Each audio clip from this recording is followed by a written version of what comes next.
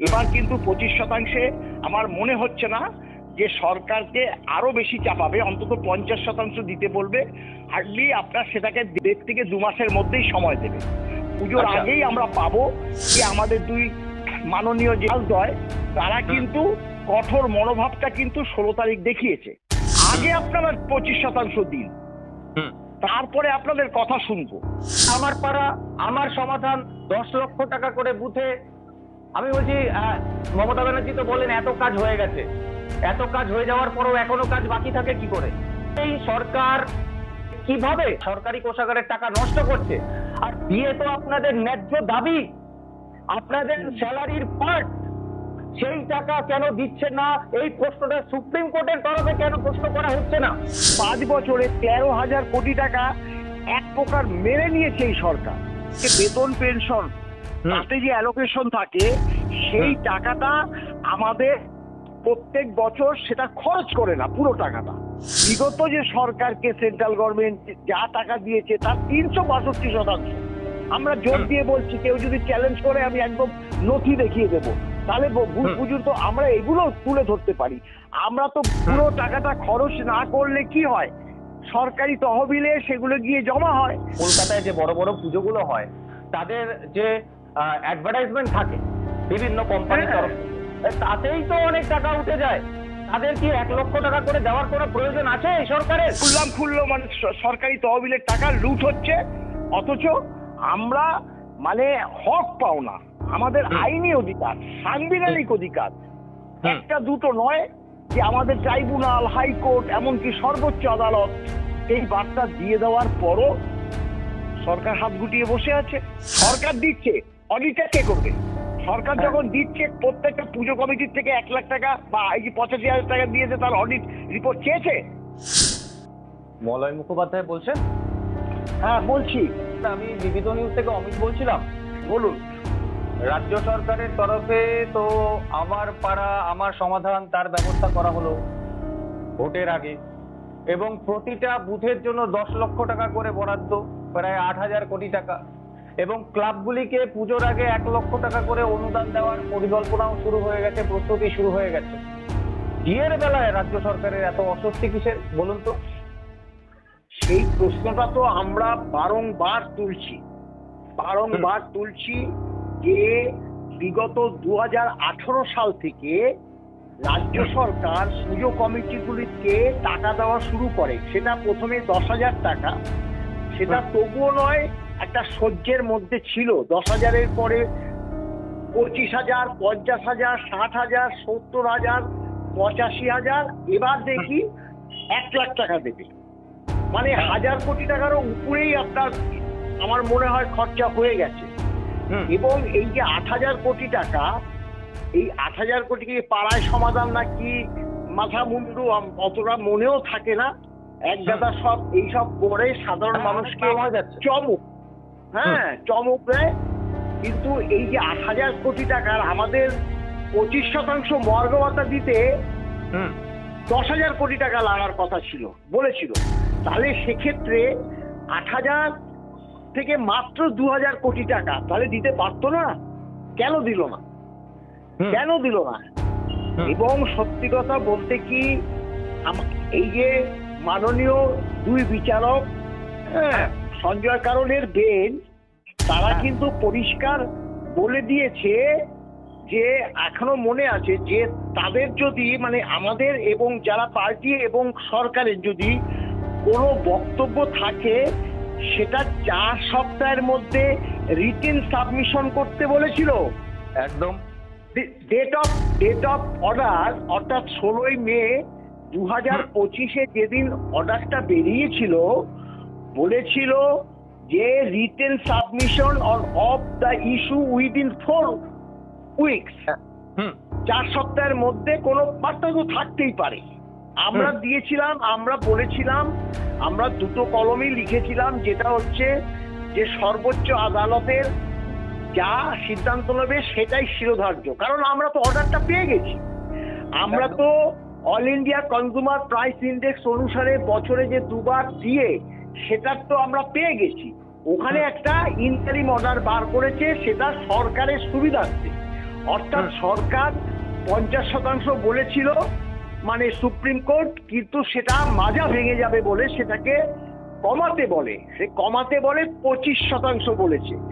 তাহলে সেটা রাজি হয়েছে, 25% রাজি হয়ে যাবার পর সরকার হাত গুটিয়ে বসে থাকলো। 6 সপ্তাহ শেষ হয়েছে 27শে জুন, ওই দিনই একটা MA ফাইল করে দিয়েছে আপনার ইমেলের মাধ্যমে। এখন ব্যাপারটা হলো, আমরা ভেবেছিলাম, মানে সরকার তো আদালতকে অবমাননা করেছে, আমরা ভেবেছিলাম যে এই অবমাননার যে মামলাটা, যে পিটিশন, সেটা আমরা অলরেডি পাঠিয়ে দিয়েছি। আমরা ভেবেছিলাম যে মাঝপথে আমরা এখানে মেনশন করে মামলাটা উঠিয়ে তারপরে সেটা শোনাবার জন্য ব্যবস্থা করব। কিন্তু এই সরকার কি করবে আমাদের জানা আছে, ওই দিন গিয়ে বলবে আরো 10 দিন 15 দিন বা 1 মাস সময় চেয়ে নেবে। এটাতে আমরা ভীত সন্ত্রস্ত হয়ে রইলাম, যার জন্য আমরা সিদ্ধান্ত নিলাম, আমাদের যে অ্যাডভোকেট আছে তাদের সঙ্গেও কথাবার্তা বললাম। মাননীয় সঞ্জয় কারোল নিজে ডেটটা দিয়ে বলেছিলেন যে the matter for hearing on 4 August 2025 on top of the board. এই on top of the board কথাটার অর্থ হলো, মামলাটা মানে তারা বসেই 1 নম্বর মামলা হিসাবে ডিএ মামলাটা শুনবে, 1 নম্বর মামলা হিসাবে ডিএ মামলাটা শুনবে, সেটা নিজেই তিনি ডেট দিয়েছিলেন। অতএব আমরাও এটা লক্ষ্য করলাম, কয়েকদিন আগে যে অ্যাডভান্স লিস্টটা বেরিয়েছে সেখানেও একদম এই বার্তাই বলা আছে যে ডিএ মামলাটা উঠবে 4 আগস্ট 2025 এবং সেটা টপ অফ দ্য বোর্ডে থাকবে, অর্থাৎ 1 নম্বরে। সেভাবে আমরা সব প্রস্তুতি আমাদের কমপ্লিট। আমরা 3 তারিখ পৌঁছচ্ছি, 4 তারিখে আমরা সর্বোচ্চ আদালতে কি হয় সেইটা আপনারা নিশ্চয়ই জানতে পারবেন। আমাদের যে আশা, কারণ সরকারকে কিন্তু এবার কিন্তু সবক শেখাবে বলেই আমাদের মনে হচ্ছে। সব ঠিক আছে, 4 তারিখে আবারও শুনানি আছে, 4 আগস্ট, বেশি দিন বাকি নেই। আমি কোর্টের কি পদ্ধতি, আইনি পদ্ধতি আপনারা আপনাদের উকিলের মাধ্যমে কিভাবে আইনি কি পদ্ধতি অবলম্বন করছেন, আমি সেই সব বিষয়ে কিচ্ছু বলছি না। আমি একজন সাধারণ মানুষের হিসেবে যেটা চোখে দেখতে পাচ্ছি, ঠিক আছে, যে এই যে প্রতি বছর ক্লাবগুলোকে নিয়মিত এই টাকা বাড়ানোর প্রক্রিয়া চলছে।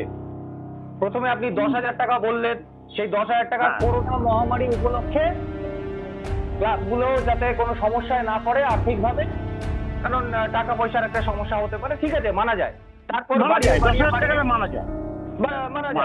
বাড়িয়ে বাড়িয়ে আজকে 1 লক্ষ টাকায় গিয়ে পৌঁছেছে। এটা এক ধরনের মানে ক্লাবের যারা সদস্য তাদেরকে খুশি করার একটা পরিকল্পনা, একদম খালি চোখে, সাদা চোখে দেখা যাচ্ছে যে ইলেকশন আসছে, সেই ইলেকশনে ক্লাবের ছেলেদের কাজে লাগানো হবে। আরো একটা বিষয়, আমার পাড়া আমার সমাধান, 10 লক্ষ টাকা করে বুথে।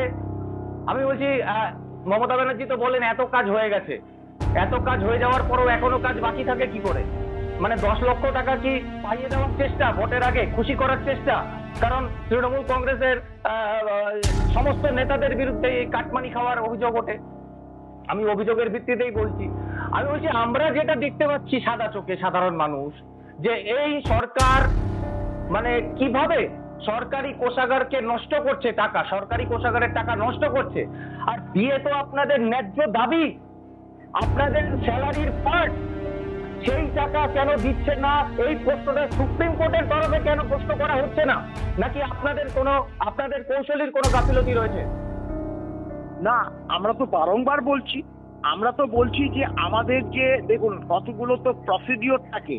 আমাদের যে বেতন পেনশন, কিছু কিছু রাজনৈতিক কথাবার্তা তো আমাদের তুলে ধরা যায় না। আমরা বলেছি যে আমাদের যে বেতন পেনশন, তাতে যে অ্যালোকেশন থাকে, সেই টাকাটা আমাদের প্রত্যেক বছর সেটা খরচ করে না। পুরো টাকাটা খরচ না করলে কি হয়, সরকারি তহবিলে সেগুলো গিয়ে জমা হয়। তাতে আমরা দেখিয়ে দিয়েছি যে 5 বছরে 13,000 কোটি টাকা এক প্রকার মেরে নিয়েছে এই সরকার, এক প্রকার মেরে নিয়েছে। এবং গ্র্যান্ট ইন এইড যে টাকাটা পাঠায় সেন্ট্রাল গভর্নমেন্ট 15-16-তে মানে যখন আমরা এগুলো কেন আমাদের নলেজে আছে, কারণ আমরা সেই সময় এগুলোকে ট্রাইব্যুনালে সব পেশ করেছিলাম।